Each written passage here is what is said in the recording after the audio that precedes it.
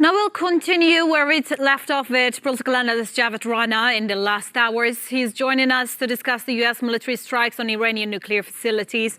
Javed, thank you so much once again for joining us. I know that we have been cut short because of the statements that has come from the Iranian foreign minister. So let's start off with the statements. What would you make of his statements, and what do you think that Iran is going to do in the as the next move?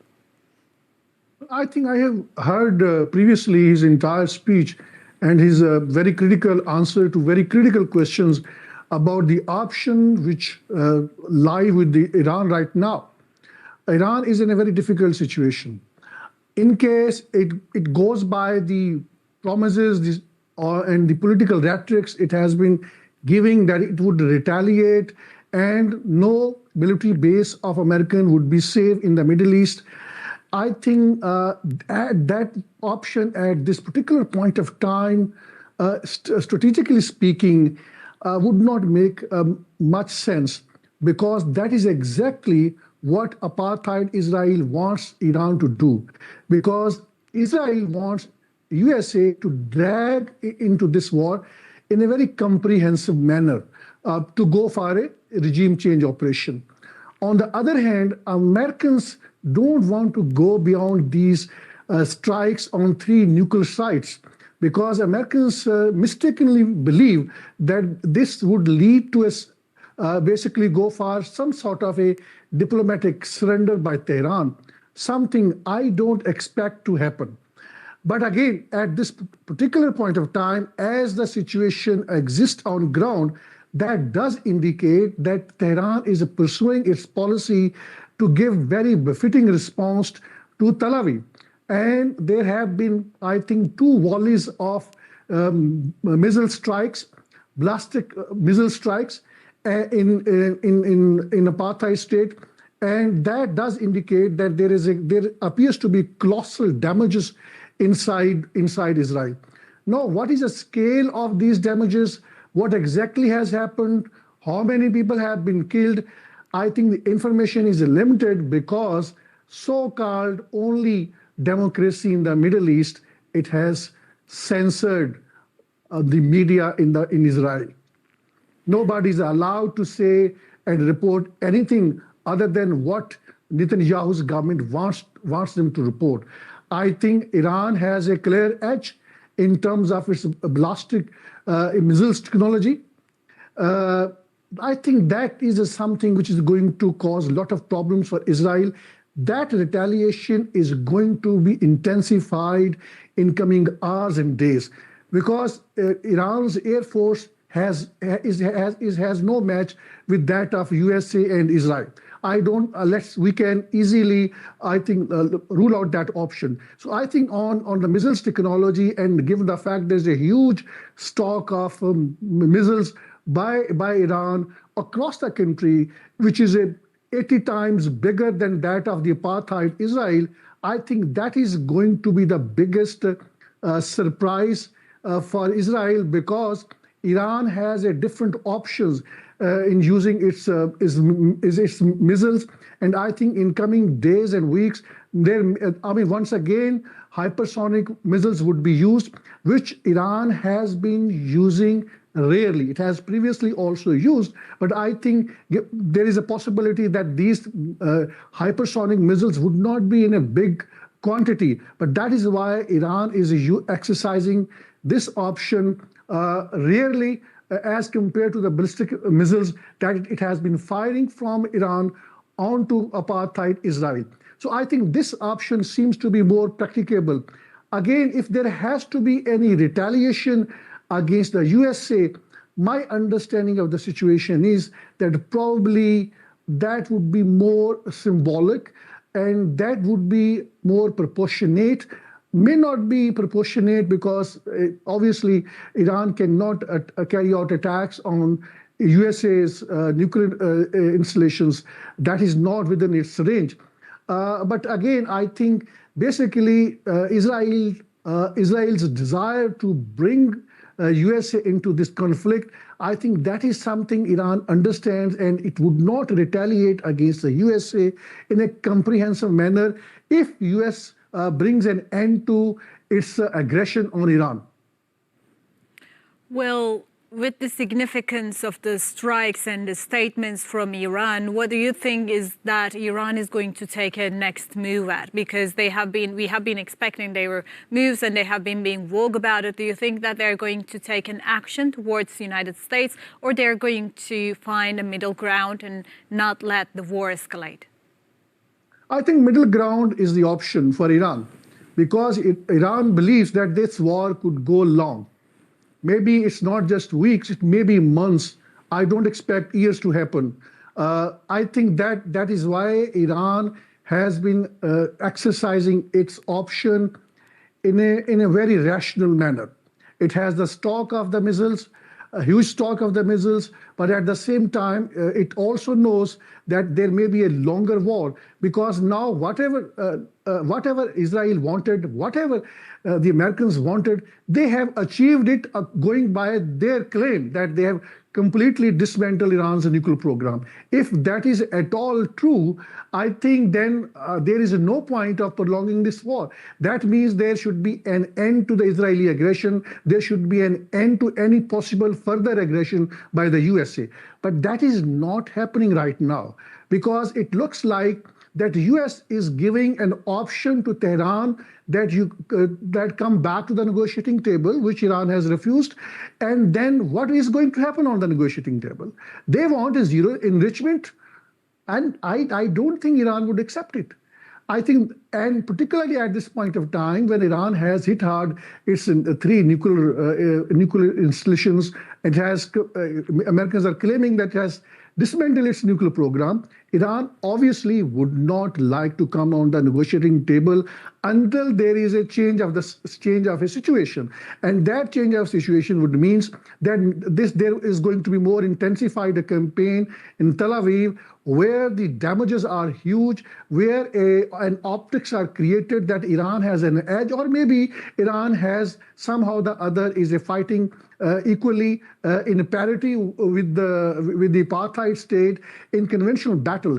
USA factor is a new factor, and there are no indications coming from Washington's, particularly from the Donald Trump, that does indicate that USA doesn't want this to be involved in this war in future, because the real problem were the nuclear sites, which I already pointed out have been dismantled by Washington as per its claim. But again, we do not know how far these sites have been damaged, how far these have been dismantled, because this initial assessment by Washington doesn't make sense unless there is a IAEA report, and I don't know at this particular point of time if IAEA inspectors are there on the ground.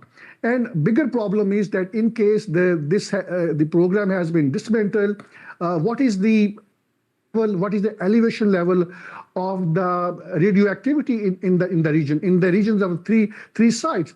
I think this is going to have a huge impact on the environment, huge impact on the water. There is going to be contamination, and that is not going to restrict to just Iran, but also in the neighboring countries. So I think in a broader picture, my understanding of the situation is that this may be a beginning of a bigger war. We have to understand that Netanyahu, who's an evil genius, he has been successfully dragging Americans into the wars which did not belong to the American interests, which clearly belong to the threat perception of Tel Aviv.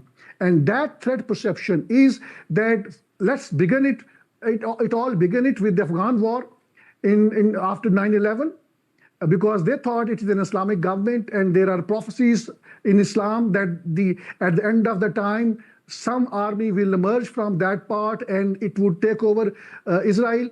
So there was an attack by the Americans, and I think there was a false flag operation in New York, in Washington. So in a similar fashion then in Iraq, because Saddam Hussein was a threat, clearly a threat, because he was helping Palestinians, and Iraq's nuclear program in mid-1980s was also dismantled. And in a similar fashion in Libya, I think it was a blunder on the part of Colonel Gaddafi when he compromised his country's nuclear program. And then net result was that when Israel thought that even then the nuclear program was dismantled, even then they thought that there is a still possibility of Libya under Gaddafi would be helping Palestinian. So Libya was attacked by the Americans. And now Libya is in a disarray.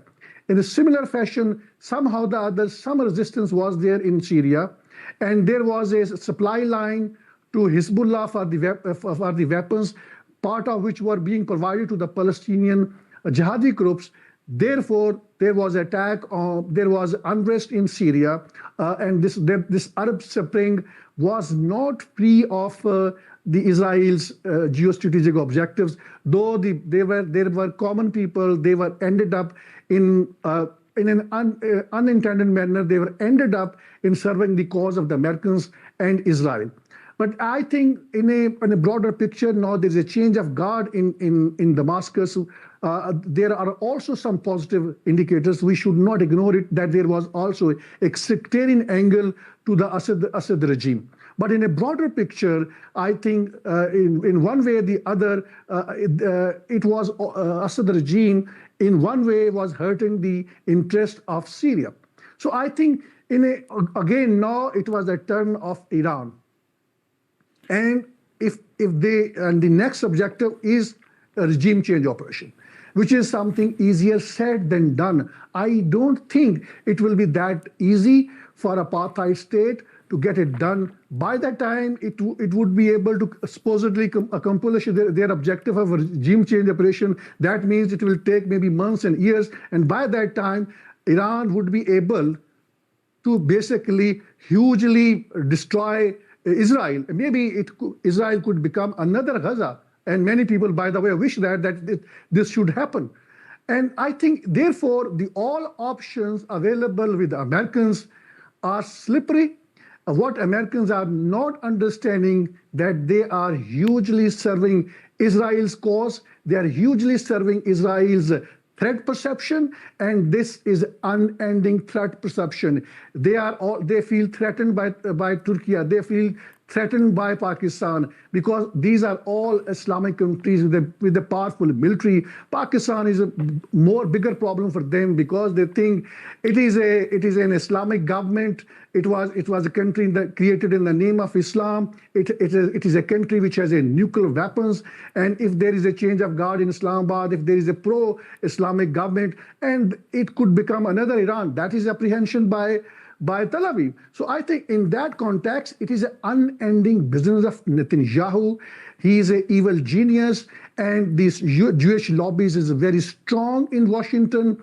And now there is a greater understanding and greater public perception in USA, in West, that Israel is dragging not only USA, but also partly the European countries into this war directly and indirectly. I think this public perception, which is a very negative against Israel, in years to come is going to land Netanyahu and his Zionist regime in a great trouble.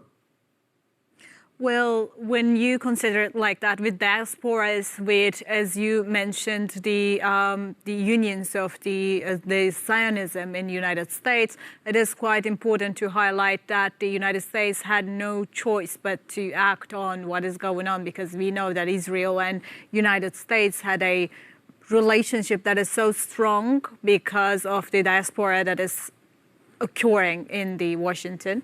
So what are the possible short-term and long-term consequences of this escalation for the US-Iran relations then?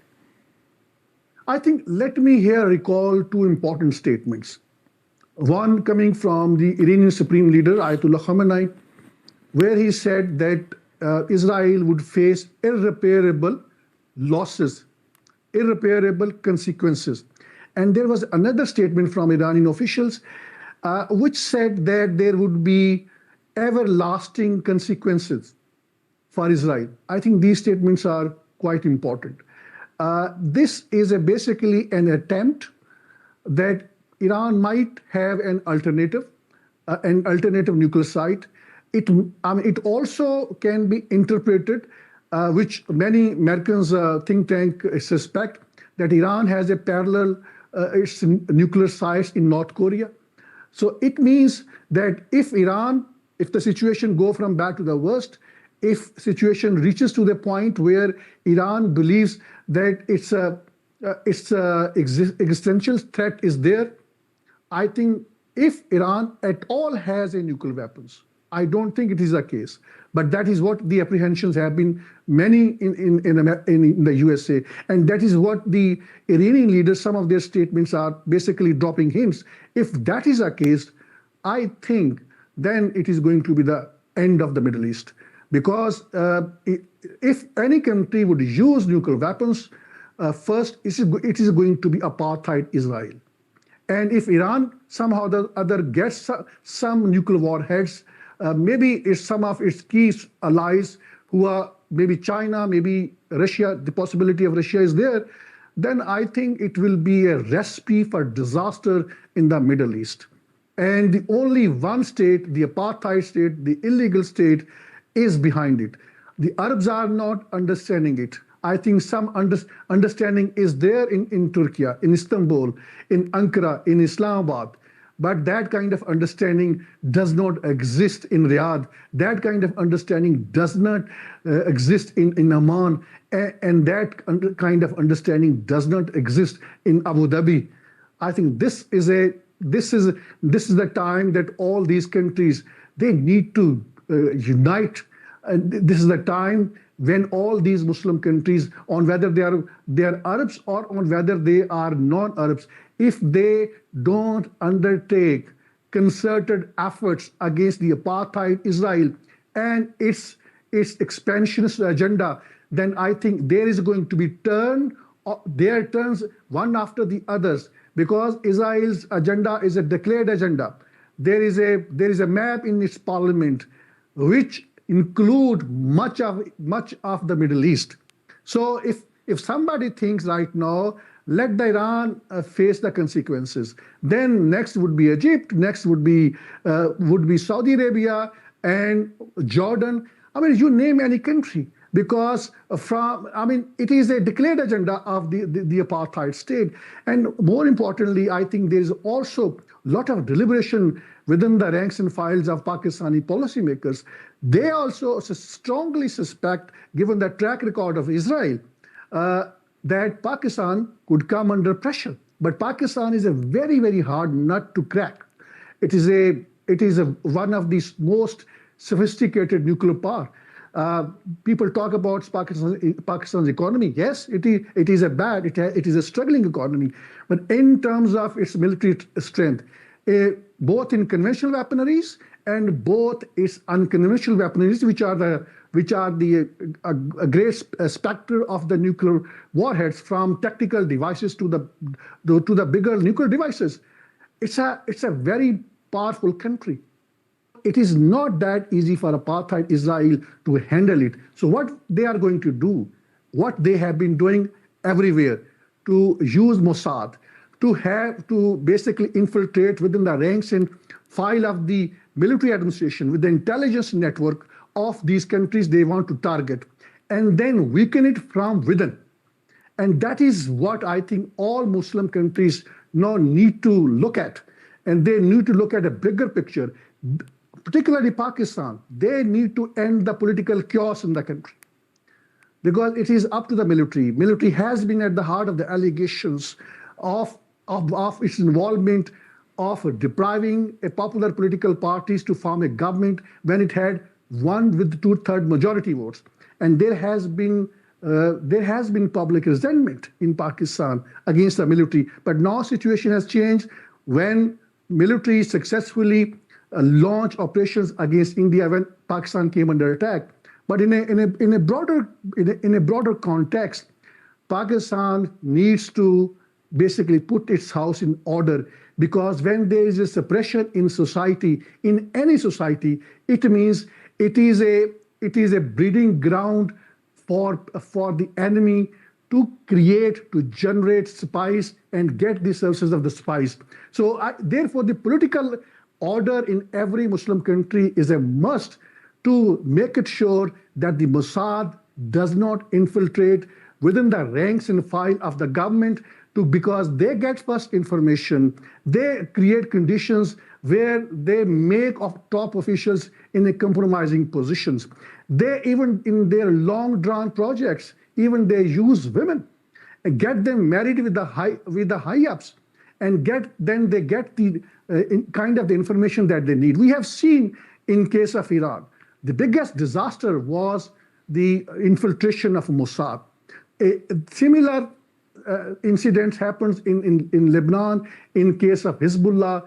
And I think, therefore, this is the time that all these Muslim countries make OIC a very potent organization, because it is an organization nobody trusts in. As the foreign ministers are meeting in Istanbul, this is the time they should come up with a very strong statements. A strong statement with a meaningful military threats, a strong statement with the clear threats and action of some kind of economic blockade of the apartheid state. But how can we expect that from Saudi Arabia, from Jordan, from Egypt, from UAE, when they are already believed to be the allies of the apartheid state? When UAE was spying against Hamas in Gaza, when Saudi Arabia was providing trade links to apartheid state, when Israel's ships were under attack in the Red Sea, from Saudi Arabia to Jordan, from Jordan to West Bank, and from West Bank to the mainland Israel. How can we expect these Arab states? What they don't know, their turn is going to be there, because it is a part and parcel of the declared agenda of an apartheid state. So in a very broader picture, if Muslim countries, both Arabs and non-Arabs, more particularly Arabs who are in league with the apartheid state, if they don't use their common sense, their turn is not that far. Well, when you put it like that, the response, as you mentioned, finding a middle ground should be a situation for Iran to reconsider. But you said that in the Middle East, there has to be a response to Israel politically, or, I mean, we are hoping for it to be politically, but how might Iran respond politically and militarily to the strikes, considering President Trump's warning of further attacks as well? I think the middle ground for Tehran is basically not, number one, not to carry out attack and intensify its military campaign against the apartheid state, or if there has to be retaliation against the USA, that should be a less than proportionate.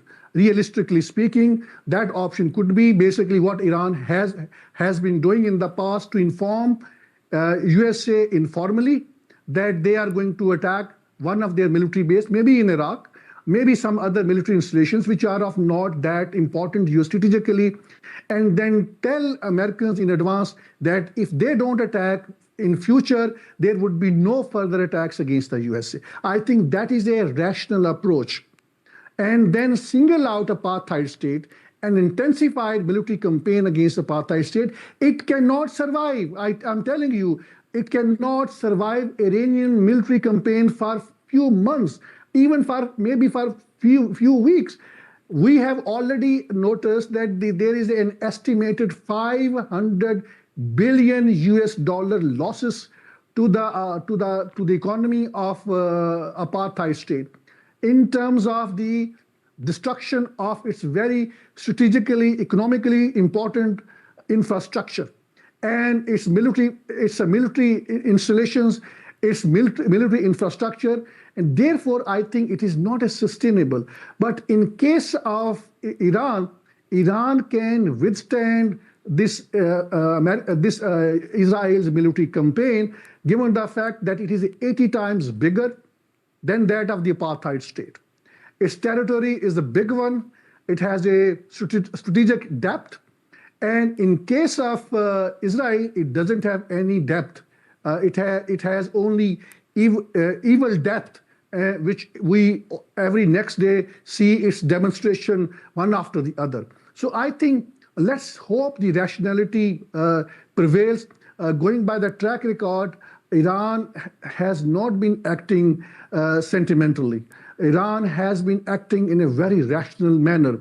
But we have to see also, right now as we speak, Ayatollah Khamenei, the supreme leader, is in hiding. He has to be in hiding, given the fact that the apartheid state is after him, and they are trying to assassinate him. So, and then the communication among the top officials of Iran, that takes time in terms of decision making. So therefore we have not heard much about an immediate retaliation from Tehran, but one part of that retaliation is there in terms of intensified military campaign against Tel Aviv. So in a broader picture, my understanding is that this war is going to long last if there is no negotiated settlement, and if the Americans don't use the common sense, which is lacking in Donald Trump now. Well, Javed, thank you so much for your answers, and thank you so much for joining us here on A News.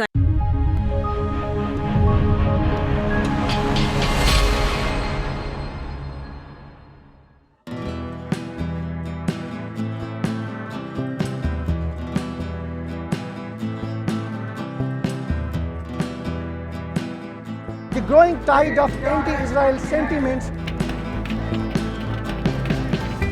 What you see behind me is just tip of the iceberg of what is happening in the country. More than half of $52 billion black CIA budget is spent on espionage network in Pakistan. How would you handle it? The US has looked upon Pakistan as an ally at one point, and then as an enemy at the same time. That is going to be the first legalism on the basis of which he is going to be instantly ousted by the Supreme Court of Pakistan. Joining us live, Javed Rana, who's an expert on politics and geo-strategic issues.